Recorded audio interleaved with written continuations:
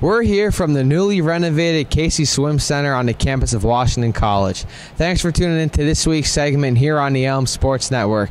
I'm Andrew Chirico, and sitting with me today is the Associate Head Coach of the Washington College swimming team, Matt Harris. Matt, thanks a lot for sitting down with us. Hey, thanks a lot for having me and coming by. So the first question we have for you, Matt, is it was a pretty good preseason overall for both programs. How do you feel the preseason has gone for the men's and women's swim team? It's gone really well. We've got a really good incoming class of freshmen that came in. It's kind of cool this year. We have 7 different states represented, and a lot of that's due to our freshman class coming in. So it's nice to have swimmers from kind of different walks of life, I suppose, different teams and things. It's gone really well so far. We had some cool little events like our team triathlon, then we did our team pentathlon, and they really got competitive with each other about it, and I think that bodes really well for the upcoming meets. And the practices have been harder, but I've seen a little bit more intensity from both teams this year as far as really wanting to achieve well, and I think it's good too that they're working together to reach new heights as opposed to kind of sometimes competing for relay spots or being too competitive with each other. I think they both realize that if their teammate gets better, they in turn get better. So that's been something that's been cool. But the preseason is only so much until you get into some competition with some of the other teams. Then you really start to see who's a racer and who thrives well under pressure. So let's focus on the women's team real quick here. They return a lot of sophomores and juniors. What kind of advantage do you feel this gives the team, and what are your expectations for the women's team this upcoming season? With the advantages that it gives us are good ones, because we had really good leadership all throughout the years. Even though we graduated a small class, the captains of the past couple of years have really set the tone for what it means to be a part of the varsity team on the women's side.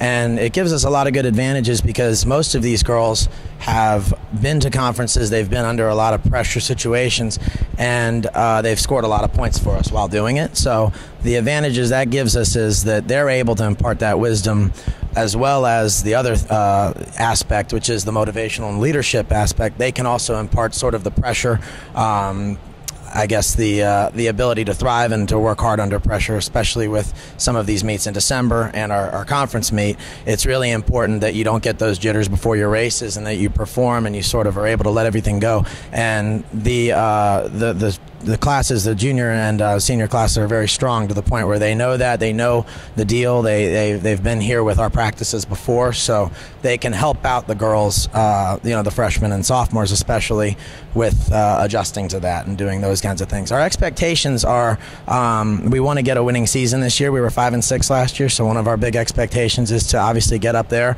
We actually got our first conference or one more conference win last year than the year prior. So last year we beat McDaniel.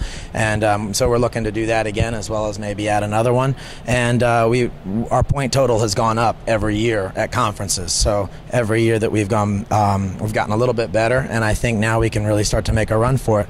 And it's definitely another expectation too, is to perform well. And when we have other prospective students on campus, they want to build a team that is starting to challenge for the championship, and they all are on board with that. So that's a daily thing. That's a one practice at a time kind of a thing. And keeping everything in line with schoolwork and all of that is also really important. So that's our expectation, is that they maintain the excellent grades that they have maintained, as well as really start to just, a couple more points here, a couple faster times, and make some strides. Great. Let's focus over on the men's swimming team now. For the past 2 years, they posted a 9-1 dual meet record. It's pretty great record if you consider back-to-back going 9-1. But you guys lose 3 seniors in Greg Lee, Austin Yoakum, and then Stephen Belinsky. But you guys do return a lot of experience on the men's team. Again, what are the expectations for the men's team, and what are the goals coming into this swim season? We have to.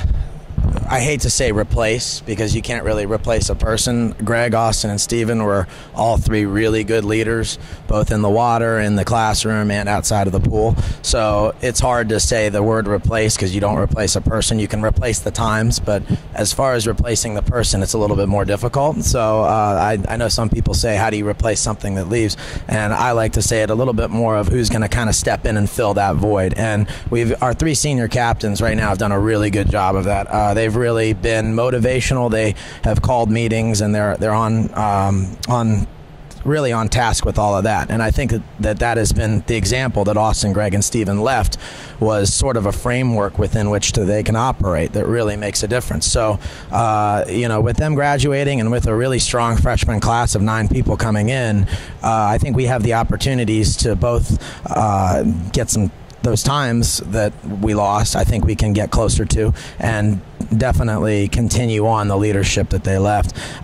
Expectations, you really obviously want to go 10-0 at that point. If you go 9-1 both seasons, you'd like to go 10-0, but it's one of those things where you have to take it a meet at a time, and every single meet is going to have some factor or another of a challenge in there, and a lot of the meets are there for rehearsals for what we want to do come championship time, because we were second at championships last year.